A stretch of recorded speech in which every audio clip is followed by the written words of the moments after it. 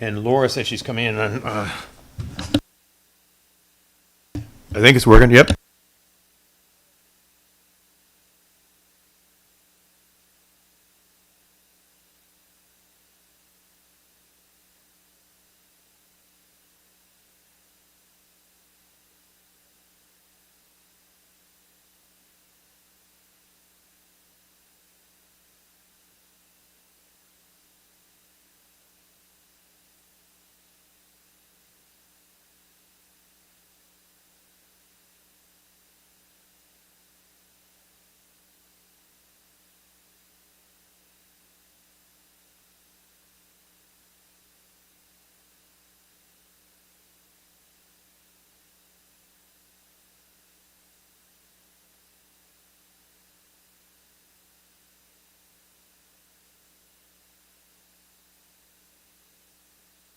Hello, hello, hello?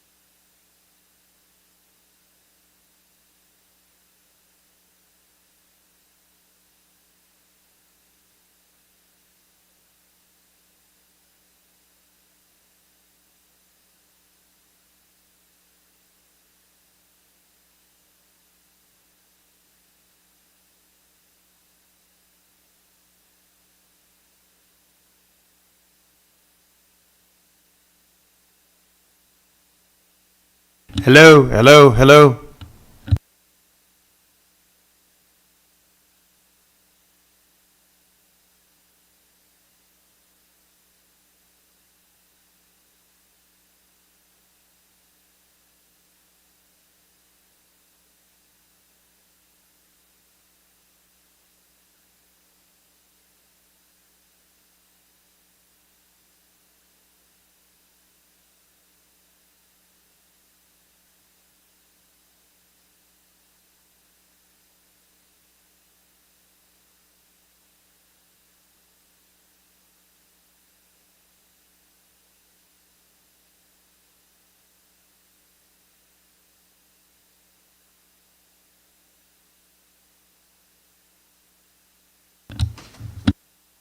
How do I get it to the speakers? It shows a Zoom on his computer. Oh, it's on his computer, okay. What do you guys see? I just got, it's just a screenshot of somebody, a kid, so. Huh?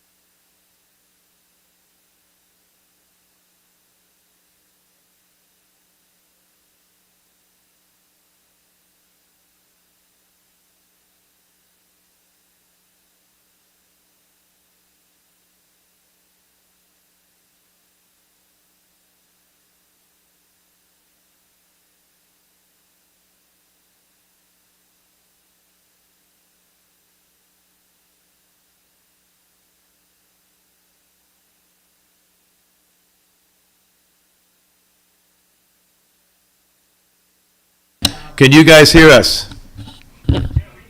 Oh, there you go. We can't hear them yet, though. Give me 1 second. Let me Okay. Still working on the sound for you guys. get audio out. So I gave Wade full authorization.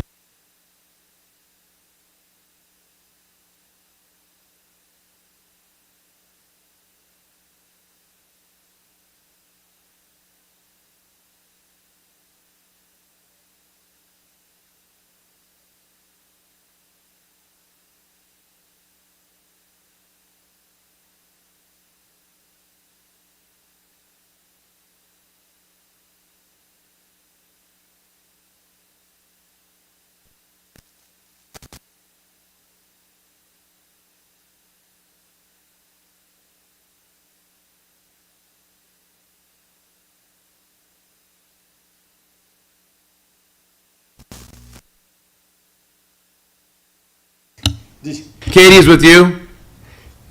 Oh, good. Did you see Link and I talking through the We're side like, of our mouths? who is that Yeah. foreign person here? Who is Katie?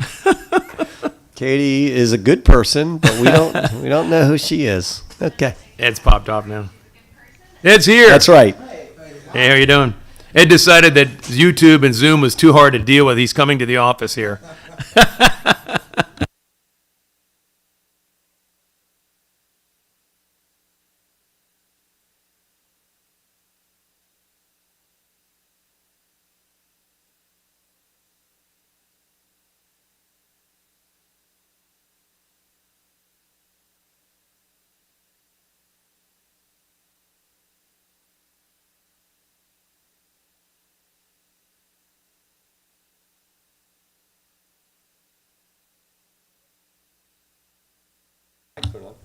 I mean, we can't hear them, or can we?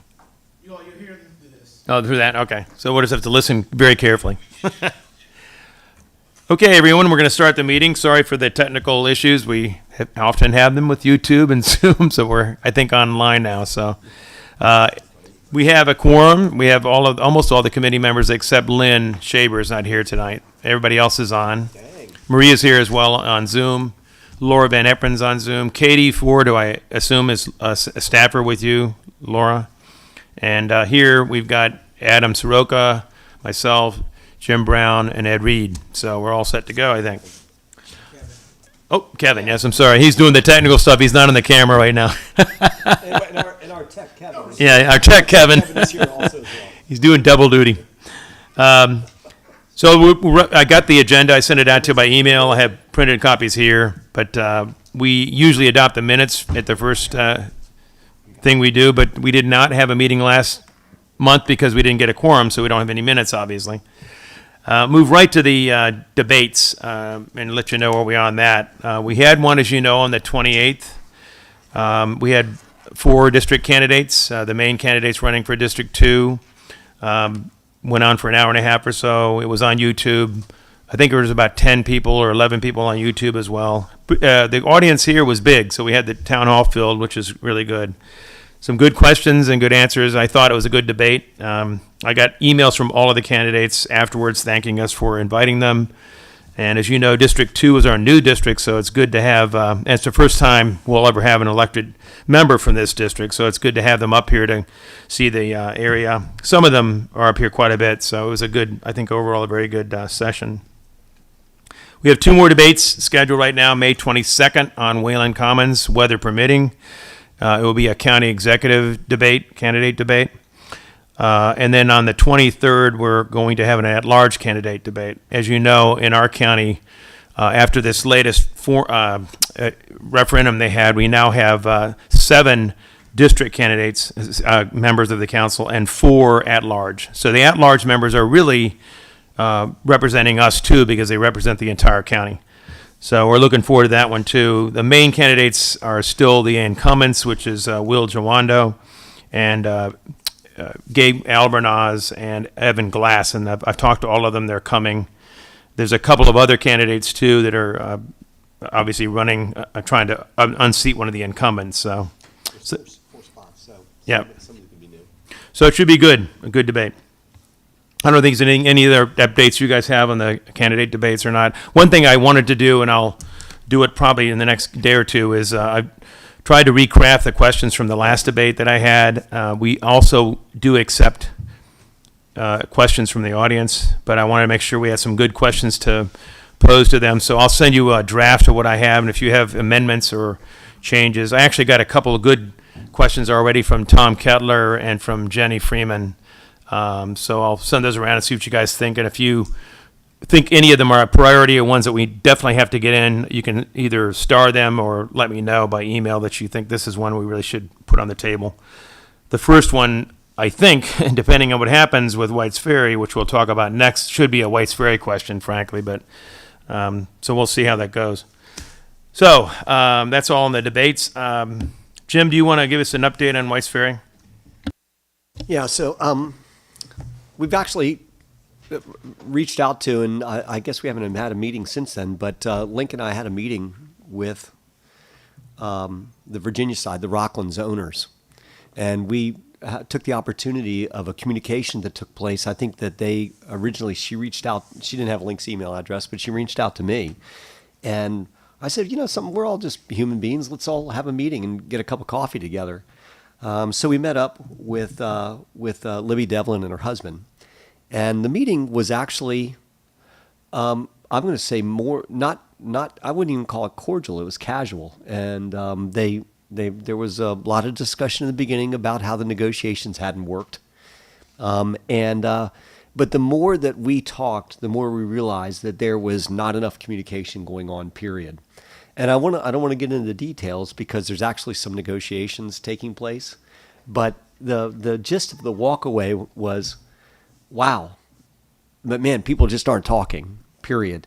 And so, of course, we realized that with White's Ferry, it's a total mixed bag, right? You've got two private parties, two separate counties, two separate states. You have a waterway. You have public roads leading to private. I mean, it's every single thing that could be thrown into one mixed bag is involved here. And of course, it leads itself to miscommunication. And we knew that that was a possibility. But our job at this meeting was to calm the waters, shift the focus away from individual interactions and blame, and then also to propose, throw out, try to get some sort of read on solutions that we actually, as a group, Fair Access has proposed several times over the last year or so. And we felt like we did get some good traction with Libby on it, and a little bit of trust, and her husband, and the focus really is to get away from the things that haven't worked. And so and also too was to get away from a couple parameters that we think are important that you'll see in public too. So I'm not afraid to talk about them, but we talked about, let's stop talking about who won't buy whose property. And you offered this, but then they won't do that, but then they offered you this and you won't do that. Let's get away from that. And let's start talking about how we can really figure out a way to make these parties come together. And when we get away from the who's not buying who, it then leads into how's the government going to help us? So, we really can't say too much more than that right now, but there are conversations taking place, and I'm proud to say that we just wanted to keep it calm and bring the temperature down, and then get people talking again. So that's where it is right now, and we're just hopeful that we're going to keep hearing and seeing some positive things. We already had a little mini setback on the way since that meeting. So, the blame game kind of got started up again. So we kind of wanted to reassure everybody that we can be trusted and that we want to try and bring people together. So that was the purpose of that meeting. Now, since then, Link and I have both probably written 1,000 words on this, of various things going back and forth to different people and drafts and trying to get the people to, bring it together. But, did you share that with the committee, what we put together on the last go around? Okay, we'll put a kind of a truncated version because it's got some negotiations that aren't great for the public. So we'll put that out to you guys because you can get a little bit better read on it. But again, here's this committee, this great group of people. We've succeeded in putting over the top, getting a new high school, potentially a community center. Link will get on that in a minute. We still can't get a boat across the river and back again. So maybe we'll get there. Anyway, that's where we are right now. So thanks, Link. I hope I didn't say too much, but that's No, it was a that's good about where summary. we are. That was a good summary. Just, and then one more little recap too, is that, as you recall, the Fair Access Committee had a forum in August of this year, or last year, trying to get people focused on this issue. I testified twice to our county council and to the Loudoun County supervisors, and we did a letter back in December that the commissioners co-signed that laid out a couple of ideas, and frankly, a lot of those things we talked about in that letter are things that they're now talking about actively. So we're hoping we've taken some steps to move this to a process where maybe it'll reach an agreement. So you can't tell, but I'm feeling more positive than I have in quite a while, I'll put it that way. So more to come, hopefully. So I wanted to give you a quick update on the PHS budget situation and the community center, because as you know, those two items are the key issues we have in the council right now. And the budget process, although the school, as you see, is being rebuilt as we speak, the budget process is not done yet.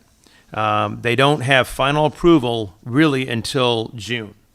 So right now, the Education Committee has been going through a series of reviews of the budget proposals for all the schools in the county for MCPS. And right now, my understanding is that the council, the EA&C committee they've been very supportive of the funding and the scope of the project. The council as a whole knows what the council committee is doing, and my understanding is, again, they're very supportive. What they still have to do, though, is to take all the budget inputs from all the committees, which are now coming forward, and they have to reconcile it through a process called the affordability reconciliation process. They set affordability guidelines at the beginning of the budget process, and they have to make sure all these come together and fit within the budget affordability guidelines. So it's still possible that something could be cut, but from what I'm seeing, everything we've done and where we are on these, the community center and the PHS, we're in good shape. We will know more end of May, early June, because that's when the final votes will be taken. But unless you hear, I tell you otherwise, I think we're in good shape, and we've done it. We've got the money through for the school and for the POR for the community center, which we've been pushing for this year. So that's where the budget is at this point, as far as I know. On PHS, to stay with that, again, looking at the agenda, is Jim and I have been trying to push for quite a while for a groundbreaking ceremony at the high school, not just because we've actually finally done this, but also we think it's a community celebration. We all know, and Kevin has been a part of it for a long time, Jim has been in various guises, I have been, but people who have been in the PTA or any kind of school activity for the last 20 or 30 years have been part of this process. And now we finally reached the goal. And I think it's just great for the community to see this and celebrate. So that's what we're trying to do with this. So there's a groundbreaking ceremony on June 6th from 5 to 6:30. I sent you all the invitation from Mark Carruthers, the principal, and he's asking the committee to attend. He's also wanting Jim to speak on the behalf of the Fair Access and the commissioners, obviously, so that'd be great, so we can talk about what we've done and how far we've come and so forth. So we hope that we've sent a list of people that I'm sure they're going to be invited, but Andrew Friedson should be part of that, obviously, and the Board of Education members that we know are supportive. So really looking forward to it. There's also, Mark agreed too, that it'll be nice to have some kind of a reception or event, and then Jim's been working on that too, and he can maybe fill us in a little bit on that as well. But so it won't just be the groundbreaking, we'll also have some kind of a reception. So anything you want to talk about on that, Jim? The only thing I would add is, obviously it's not groundbreaking, even though that we're kind of called that for lack of a better word. I mean, they've already destroyed it, so that's a good sign. They can't walk that back, so that's good. And we are going to put together a program. Looks like it's going to be at Locals, where people are able to walk from there, come over to Locals, and then help the celebration. As Link said too, really, we're obviously going to be thanking all the people that have been trying for all the years and all the different methods to try and bring this together. Everybody deserves it. And then, of course, I mean, we're really holding this groundbreaking. Not that anybody on this committee is worried about a photo op. That's not what it's about. It is going to be about getting the photo ops for the Andrew Friedsons and the Mark Elridges and the guys that have stood up for us. over the period of time. So that really is going to be the big thing is the big thank you and the big kiss up and it's true. It's an appreciation. So, we're going to be obviously very effusive in the people that have done, carried the flag for a long time. So, yeah, it'll be at locals right afterwards and we'll get together. You'll see an invite go out and there'll be plenty of notice for it. So. Yeah, one thing I wanted to make sure I mentioned too is that there are two former Fair Access Committee members that I specifically mentioned to them that the event so they can come. And one is Jerry, obviously, but another is Rebecca Munster, who did a lot of good work too. So I think I've covered the bases with all of us, and hopefully they can all come. I saw Jerry this morning, and I know he's coming. So anyway, thank you for all your work. It's been a great effort, and we've gotten to a point now where we can actually celebrate. So.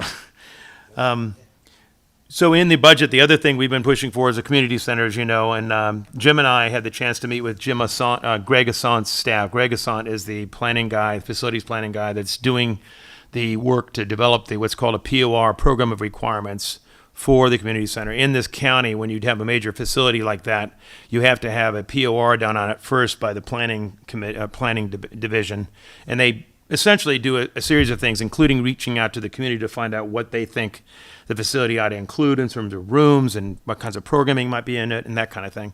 It's all basically kind of a visioning document. It's not anything final, and it's really not a design either, although they do now put more details in about the kinds of rooms that ought to be in there, how many square feet ought to be in it, and that kind of thing. So it should be a pretty good guide. I think it was a great meeting. My impression was, and Jim can give his impression too, but both of the staff people we met with, Ronnie and Amy, were so enthusiastic, and they clearly have done a lot of work already on this project, which is great. They asked us for a list of, which we gave them, of community leaders they're going to reach out to initially, but they will then go to the public, so everybody will have a chance to comment on it at some point, just like with the school. There's a comment period for that.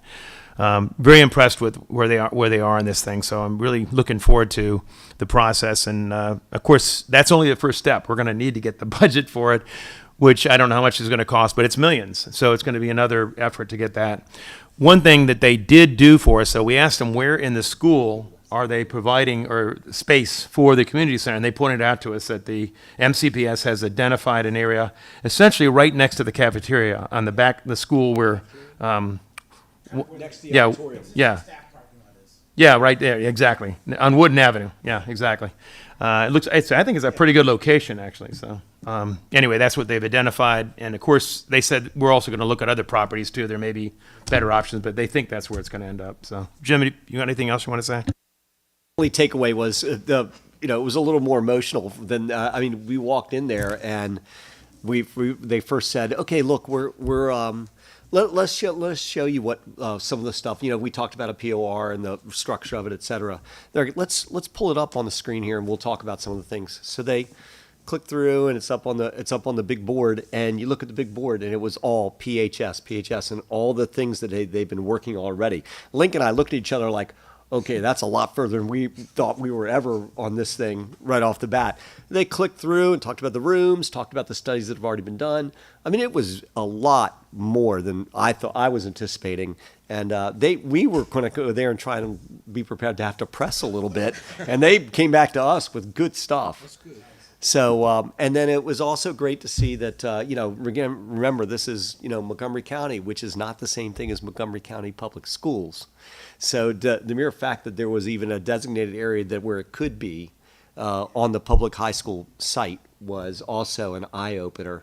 And they did they have the 3D, 360 degree view of it. So they're like circling around the school from above. Oh, look at this. She's scrolling around.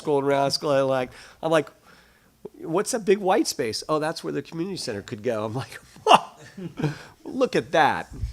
So anyway, it was obvious that they were still, they're still siloed, and they will be, right? But this was just nice to see the space, and they had done a lot of work, and it was great to see. So Link asked all the hard questions. I'm just like, well, that looks great.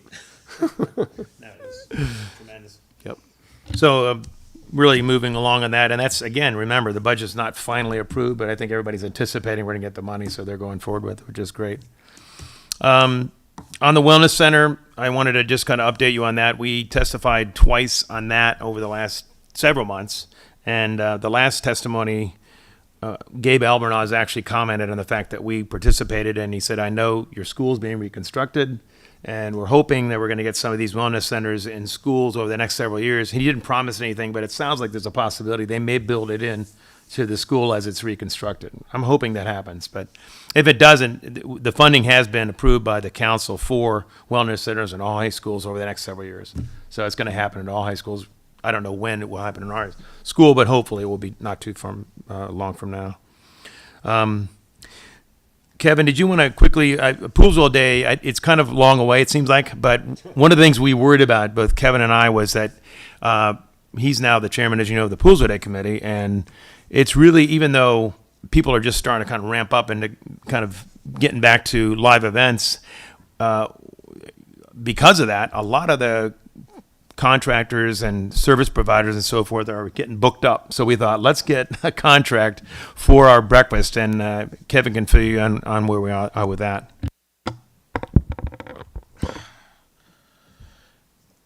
Is it Simply Fresh? Yeah. Simply Fresh is our caterer. I think the guy we've been working with lives in Poolsville. Oh, Yeah. hey, that's good. Let me pull up the name. Yeah, so they seem excited to work. You know, they respond right away to our emails and everything. Kevin, fix your screen. You lost your Did I lose it? Oh, crap, in a sec. Let's see here. Can you guys hear us? You can hear us? Can you say something? Yes, we can hear you. Okay. I can hear you. All right, let me drag this back over. See, you asked me to talk, and then I ruin it. So let's make sure you don't hit end. You were dragging it. It was almost there. No, that was the YouTube. I gotta get the zoom back over. Let me exit full screen. Anyways, they're coming to Poolsville Elementary School, pretty much the same shtick as last year.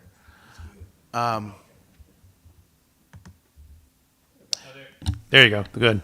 Yeah, so same as last year. We're gonna have breakfast served at 8 o'clock. It'll be we're gonna have the VIPs park at the Poolsville Elementary School parking lot. They'll be greeted at the side entrance of the school. We'll give them name badges, and then it's kind of a buffet style, and then it's just meet and greet and talk and hobnob and all that stuff. So Come up with a good program. yeah, we'll speak for a little bit, and this will more be like a thank you, right? This Yeah, is the thing. that's one thing I think I want to put on the tables for you guys to start thinking about. I mean, we still have issues. In fact, I was on Facebook today and did a post on a couple of things, and somebody, I think the community center was one of the things I posted about, and somebody immediately said, well, what about the pool? Is anybody doing anything about the pool?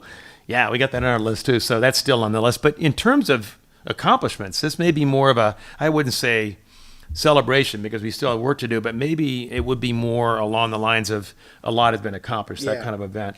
So think about how that would be done, whether now Andrew Friedson will not be our representative or council member anymore, but it might not be a bad idea to have him speak despite that because he's still been a great ally. So you might even want to think about.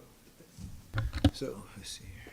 So we might even want to think about looking at where we've been and where we're going. So celebrating the past, preparing for the future, something along those lines, so that we can do that recognition and honor those for all these years who've been doing it. Celebrate, because definitely celebrate the accomplishments, and then begin to lay down the foundation for what's to come. And that's a good way because we have the new politicians will be there, the ones who are running for office. We'll be thanking the people that have come before them, so they Right. know.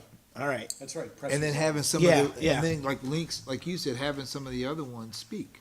It'd be great to have Andrew speak, and then even when once that wellness piece goes through, that community center piece goes through, even having Gabe share a few words about the importance of community. could we do that? Because time's short at this breakfast. That's a few words. I watched them. We right? might want to be But think succinct about- with the video. Yeah, here's the reason I say with Gabe with a few words, because Gabe he's genuine and he's well respected. Yeah. All right, and in his role as president, honoring him in that role that he's in. And I watched one of the things that we might have done or something else. That the meeting that I was observing about the COVID updates and all of that. I watched how he came in. He was succinct, about 2 minutes, in, out, made his point.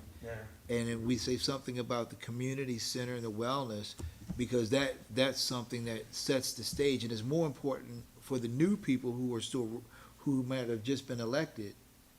Well, they'll win their primary by then. Yeah. So Yeah, that's they the would have next won best their- thing to being elected. So, Yes. but the ones who won their primary, Yeah. it's good for them to hear and take heart that Poolsville is a player in the game. Yeah, we need you. So, that's my thoughts. That's a good point. I'd love to have Gabe do that because he's been a great president, I think, too, done a good job of running the council. And remember, we went with him, he joined us at the community center over at Scotland. Right. Right. One other thing to think about too is I proposed before that we create a new award, champion of the Western County or something like that. We can name what we want to, but that might be another good thing to do is to have somebody get that award. I'm not going to Yeah. try to say who I think ought to get it, but I think it would be nice to award something like that. It just reinforces for the other politicians there that it means something when you work on our issues. So. So I don't know about our budget, but I do think all these things we want to say, I think we can best capture. We need at least a 4-minute, 3-minute video.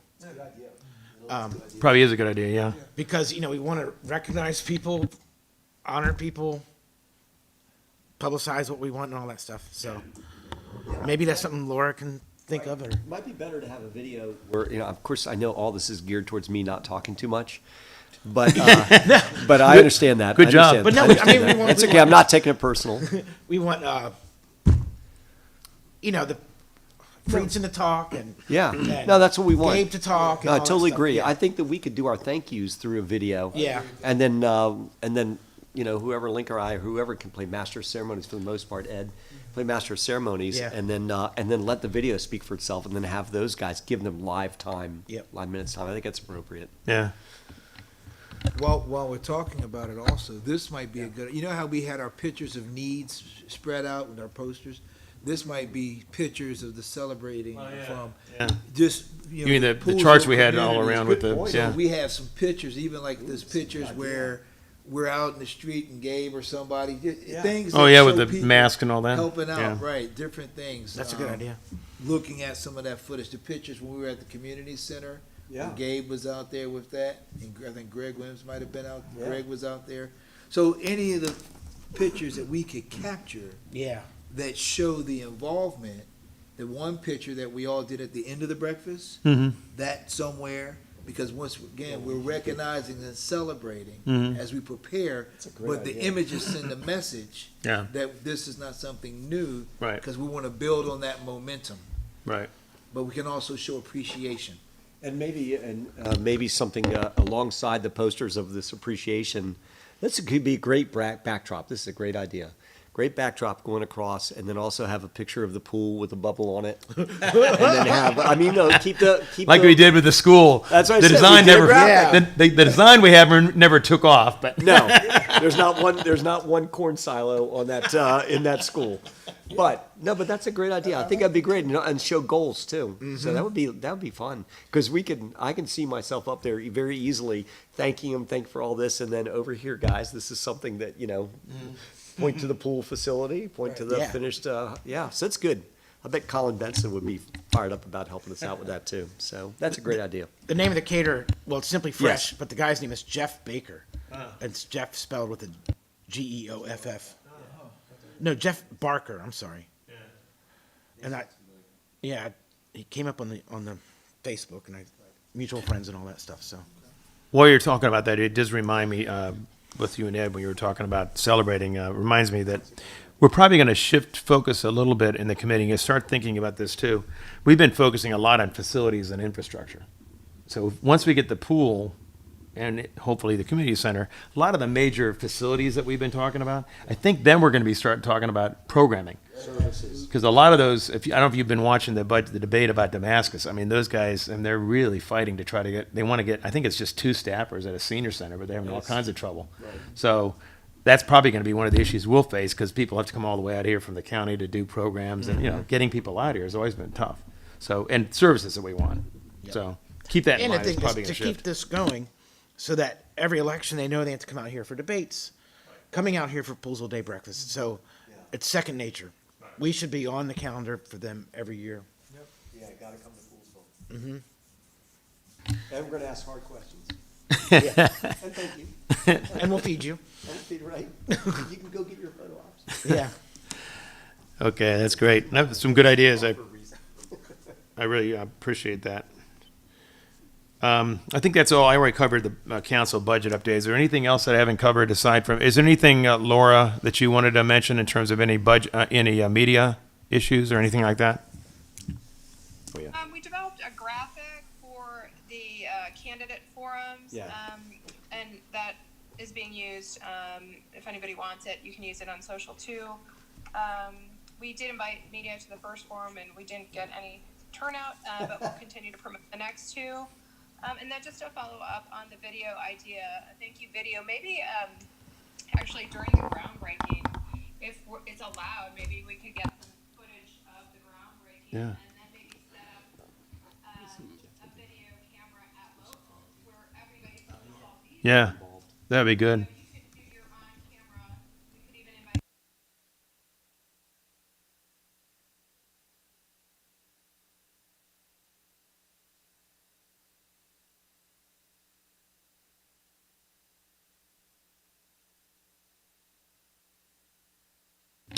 Yeah, those are good ideas. Yeah. With that too, we should get, have some students get involved also, you know. Like from maybe even if it's Poolsville, SGA, really some local, maybe some folks who have SGA, but also looking at some local students.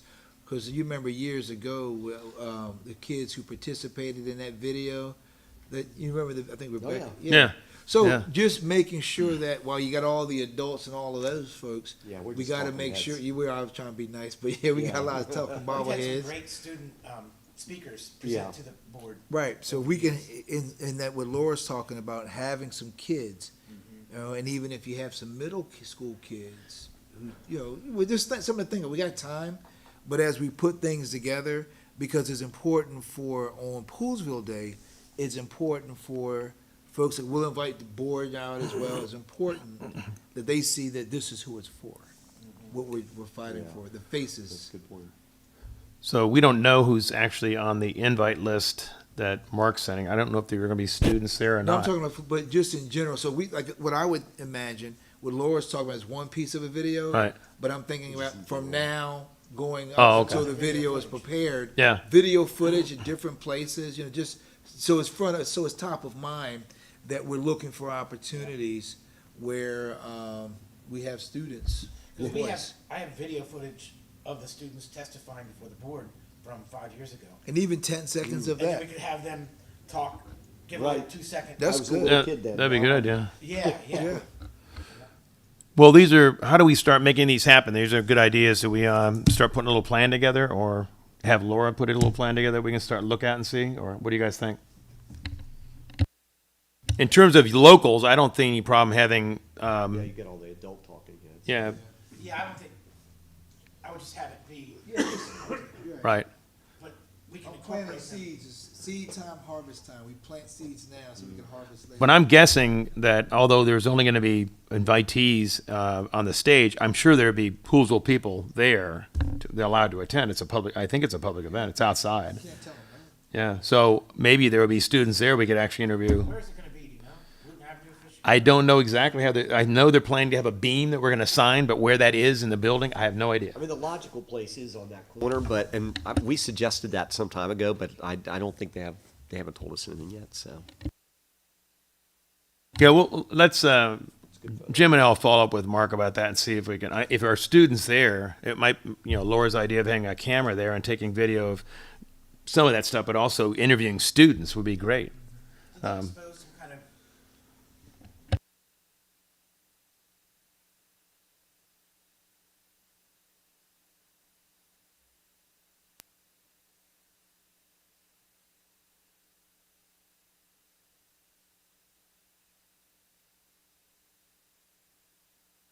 Laura, we'll let you know about, we'll talk to Mark and see what his plan is, and I don't think there'll be, I can't imagine being any objection to have somebody there with a camera, so. I'm more concerned about who's gonna be there. If there are students, that'd be great, having Yeah, that'd be great. interviews, so, Well, we can ask Mark in our communications. yeah, Can you yeah. news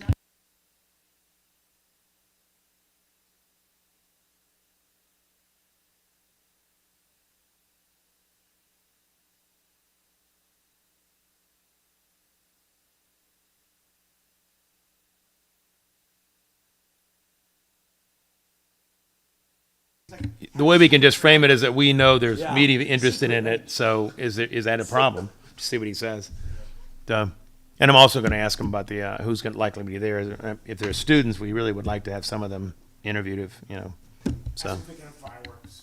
So what we need to do is we need to have fireworks. As long as it does. They do now. They're brazen enough to do them during the day here, aren't they? Yeah. I'm sure they are. So Laura, we need to. Then we'll clue you in because Link and I have been running the communications with Principal Carruthers. So let's get you in there, and then let's ask those specific questions. Can we have media? We're again. I think we get the feeling they're a little uncomfortable with how much we want to use this as a big thank you thing for the people that have contributed, especially the politicians. But that's part of the mission of fair access. But it's moved, I mean, So- it's gone a long way from it started. It was sort of like hands off. Now I think he's more, he I think actually. so too. I think he's starting to Yeah. get it. So- Reading that Yeah. comment down there, Marie's trying to loop in. She's trying to leave. Hey, Maria, She's trying to you got to go? Oh, there she go. Unmute her. Oh, hop off. Let's go see. have to hop off for something else, and I've got to get going to at 7:15. But I've been here the entire time. Good seeing you, and we'll get with you, especially with the stuff that we have coming up that we're going to need your help with, of course. That's fine, absolutely. Good stuff. Thank you. Jim has one other announcement, but I did want to mention in terms of, let me go back to the debate for a second. On the 22nd, we're going to need to have at least a couple people taking cards from the audience for questions. So if any of you show up to do that, that'd be great. That's the outdoor one, right? Yeah, hopefully if the weather cooperates. If it doesn't, we'll just move it in here, obviously. But Tom Kettler is going to do the timing again, so that should be fine. I think that was it with respect to the debate, though. Oh, yeah, muster. I think we need to send another muster email out, inviting people to come to that, too. I'd love to have that area really filled with a lot of chairs, so. And we had pretty good attendance for the District 2. It was good. So I think we sent a muster for that one too. you did. So Yeah. That's We'll do helpful. another one, right? Yeah. We'll do one for each one. Yeah, Yeah. next Monday is probably good enough. Yeah, we'll be hitting them hard beginning part of next week. Yeah. We're already hitting them hard enough to do the Envision Yeah. get together this weekend. So, that's probably gotten a ton of play. So. All right, Jim wanted to mention more. There's another thing that's happening he wanted to mention. So. So that you guys, just a FYI, and this is the committee. So before Fair Access was born, we didn't know what to call it, but we had a good group of commissioners that were fighting hard for some of the same advocacy that we've been doing, officially. We did it unofficially, and just to know that the Grape Crush facility, which is now going to turn into basically the home of Maryland winemaking when it's all said and done, and thanks to the cooperation of so many great people that contributed. You're talking about, definitely Ike Leggett during his time and Mark Elrich, and of course, but Keith Miller is the head of the CEO of Montgomery Revenue Authority, who really has been the driver of all this thing. But the first generation Fair Access was this group of commissioners that decided to do an economic development study through Mike Knapp. And Mike Knapp was a long time, county council member and just a great guy that actually was very serviceable to us. And he had a consulting company. I don't even know if it's still around or not. It probably is because he's good. And he came up with the economic development report. So anytime you guys hear me talk about the hub and the spokes, that is what came out of that economic development report.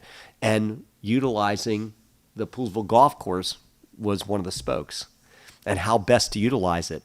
So then we engaged Keith Miller, and then Keith Miller, the guy that's the savior of Maryland golf, ran with it and turned it into what it's going to be. I think it's a $20 million investment when it's all said and done. So I just said, we see the high school getting destroyed, rebuilt. and we have all these other activities that we're working on. But look what that advocacy level did on like an unofficial basis. Look what it got it. So we're going to do things. You guys are sitting behind this counter right now. The people, Laura, guys online, Katie, we're not even going to see the end of. But the stuff that we're doing does eventually pay off. And I think we commissioned that study in 2010. So here we are, and they're breaking ground, and that's going to be an amazing facility when it comes out there. The reason why I'm bringing it up and trying to tie it in, of course, we had every single politician that was there, and we worked that crowd hardcore that day, period. All of us did, and it was a good day for us. So the Maggie Nightingale Library gets dedicated on not this weekend, but next weekend, on Saturday. And again, election year, every single one of those politicians is going to be there. So if you get the chance to come up and go to the library and be there for the dedication, of course we want to be there because it is the library, but that's the kind of advocacy that we're going to be digging in on, seeing those guys, shaking hands. It's everybody from, said Greg Assant, who's the facilities director, to the politicians that are running for election, to the people that have stood up for the Up County. That's what we're going to be doing it again. And those are the things those opportunities that we get, that we just got to drive it home with those people and let them know. As you said, Kevin, like Poolesville's an integral stop, and you'll always have to keep in mind, what is Poolesville needing? And when you say Poolesville, I mean entire upper Western County. So, and I think it really kind of started with the pool to some degree, and with Gabe Albernas. It did. And then it got going with Dr. Smith when we had him in here, and he turned and faced the room and said, "We're going to do this." Yeah. So.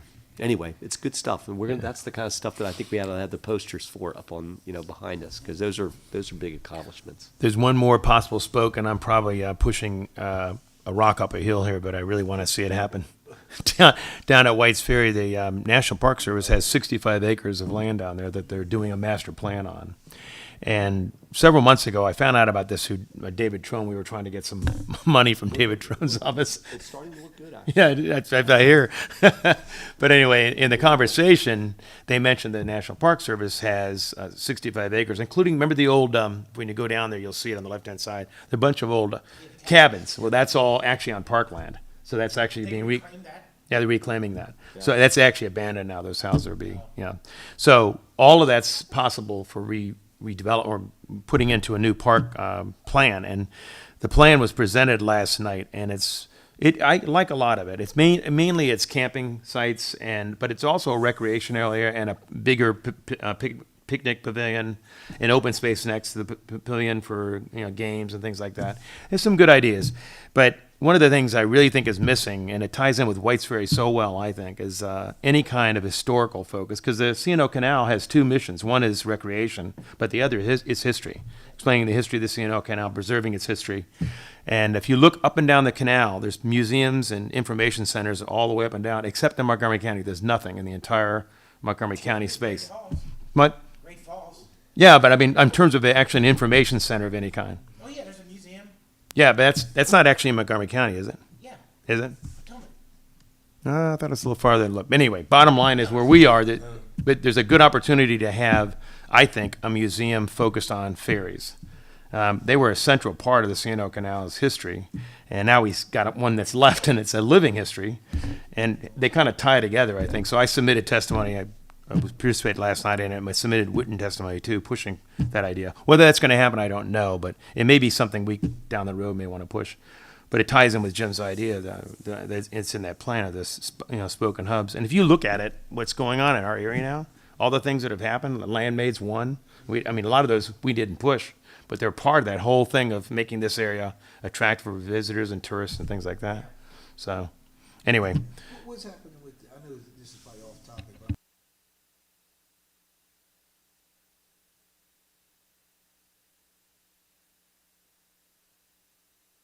You mean in terms of the school that's there? the school, the facility. Yeah, I don't know about the facility itself. Do you have anything, Jim? I mean, the facility's been debated, back up and down Right. over the last few years, and I don't think they have any proposed changes to it. Tom Kettler was driving the boat of potential changes there, and so were some budget constraints. But as of right now, I don't think there's anything. But I think you're on the mark. that we're going to have the players here this Saturday, or a week from this Saturday, for the Mag and Nightingale Library to talk about the school at the Beauty Spot site, and to talk about how to preserve it and what ideas they've been, churning. So I think that's, I think that's an important artifact for us up here, and there's no question. As I'm thinking about the historic, what you were saying about down here, but I'm thinking right here in our own town. Yeah. Right, there's a lot of rich history.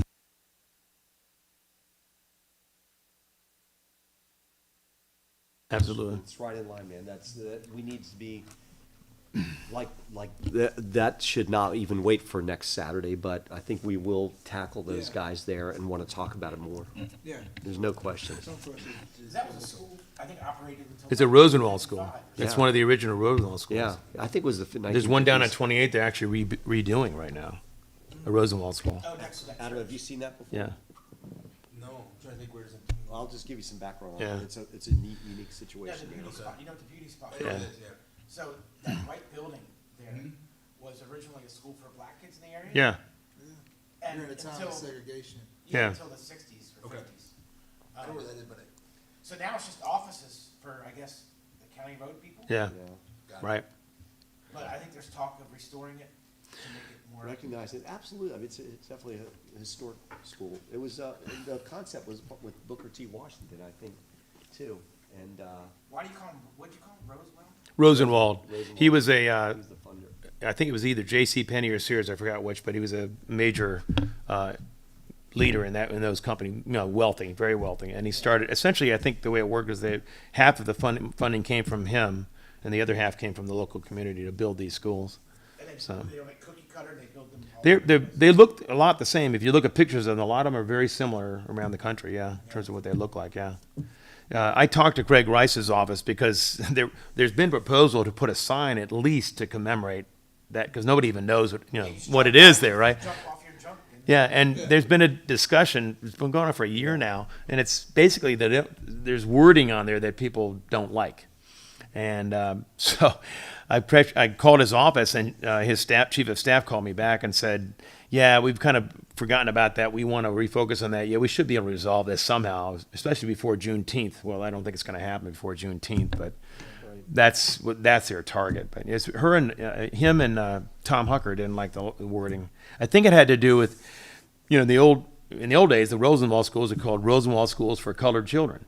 And I think they used that term on there, and there was objections and saying, you shouldn't use the word colored. And they said, well, the Smithsonian and the new African American Museum has guidelines that, as long as that was a colloquial term, and you notice that in it, saying historically that's how they were referred to, it should be okay. But they still resisted it. So So I'm going to send you guys the best link on this. It's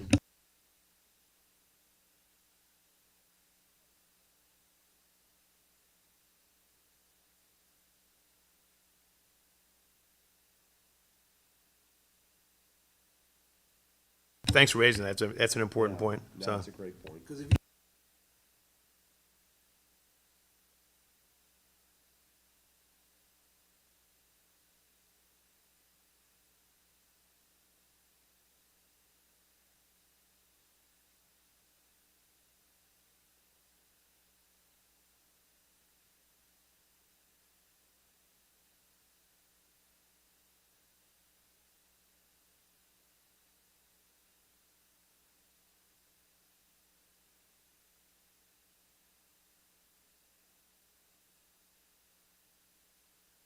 I was actually at a discussion some months ago now with Kiplinger was there, and he's a big historian, and helped essentially help do the Seneca Schoolhouse, redo that, fund it. And he was one of the first people that mentioned to me about the Rosenwald School. I mean, I knew about it, but I didn't really think about it. And he said, really, if you think about it, when they did put that beauty spot there, that was back in a time in this county when it was 90% white, essentially. And, who cares? Let's put it right there. And that's part of the historically black community of Jerusalem. Yep. And, they just basically plopped it there without even any discussion. So, yeah. in which you see around the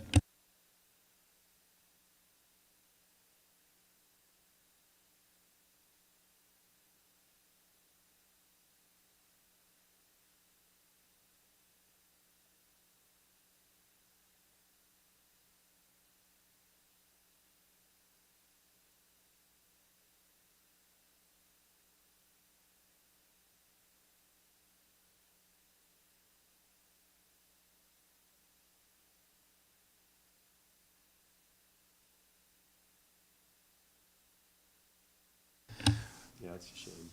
Okay, We'll end on a good note though. But the good news is that we have those conversations and then we continue to look at the history, what do we learn from that and how do we move forward? And it shows the importance of advocacy. And so when I think about the work that we do here, where we will celebrate what we've done, but we go back, we'll honor what we've the past as we position ourselves for the future, because there are many other battles that have to be fought. Yeah. Think about seniors and what do we do for our seniors? So, those kinds of things. yeah. It's interesting, just to close this out, I been looking at the other debates for the county executive, just to see what the topics are. I'd say 60% of the questions, and this is all down county, all these, but all are affordable housing. And that's really because of housing costs partly, but also because we don't have that much multifamily housing in the county. A lot of it's single family. So big debate how to do that, how to support it. I thought they were gonna rezone so they can build, I could build a little house in my backyard. Isn't that what they're calling for? So you Yeah, can- they are. Yeah. Maybe you set it up the right I think they call them in-law Yeah. suites or something. There's a Yeah, big yeah. debate about that. But it's actually more like multifamily, like apartments and condos they're talking about. So. But they're more worried about Airbnb than they are worried about. Oh, yeah. absolutely. trying to bring more people in. So I think that's unless somebody else has got anything else. I did, Laura. We will follow up with the principal and get back to you. Hopefully, we can find out more about what the attendance will be like and so forth, and whether it makes sense to have somebody with a video camera. That probably makes sense to me, but let's see who's going to be there. So, okay, And we could probably always get Jeff to do it too. yeah, He could be, Jeff would get excited. yeah.